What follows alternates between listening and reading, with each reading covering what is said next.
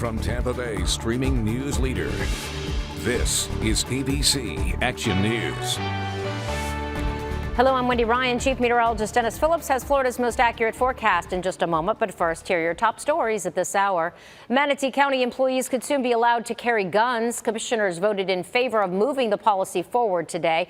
They argue it will help ensure the safety of county employees. But outside, protesters line the streets. They say guns don't belong in any workplace. If this passes, almost 2,000 county employees will be allowed to carry guns as long as they hold a Florida concealed weapon license legally and follow other gun carrying laws. Later this year, board members will hold a public meeting to hear feedback from residents and then make a final decision on the proposal.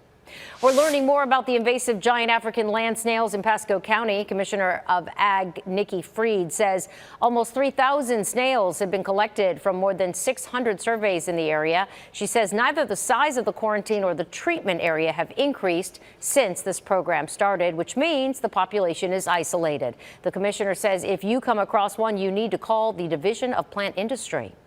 After a long offseason that saw star quarterback Tom Brady retire and then unretire, the Tampa Bay Buccaneers are back home. Earlier today, players started showing up before the start of training camp. The team posted some video on Twitter of those headed to camp, but the real start begins tomorrow. The Bucs plan to open camp with a practice starting at 8:30 a.m. and they open the season on September 11th in Dallas. And finally, did you pick up a lottery ticket? Well, Tuesday's Mega Millions jackpot is the third largest Mega Millions grand prize ever.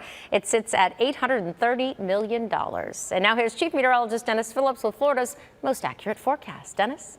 How you doing, everybody? We had some powerful thunderstorms on Tuesday. We had severe weather, winds 60 miles an hour, several inches of rain, flooding, tons of lightning. And now it ends in the evening hours as skies begin to clear. Actually, a pretty pleasant evening. Temperatures dropped quite a bit as the rain hit earlier.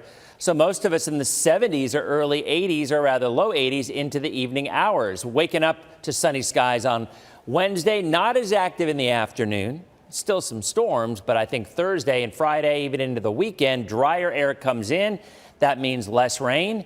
That means hotter temperatures as well, with highs well into the 90s. For the boaters, southeast winds 10 to 15 knots. Water temperature 88 degrees, moderate chop on the bay.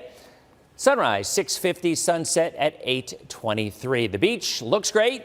Sunny skies early on after lunchtime. Scattered storms, prime time between about 2 and 5, just like it was on Tuesday. Florida's most accurate 7-day. Rain chances 60% Wednesday, but down to 30% on Thursday, and the same right through the weekend.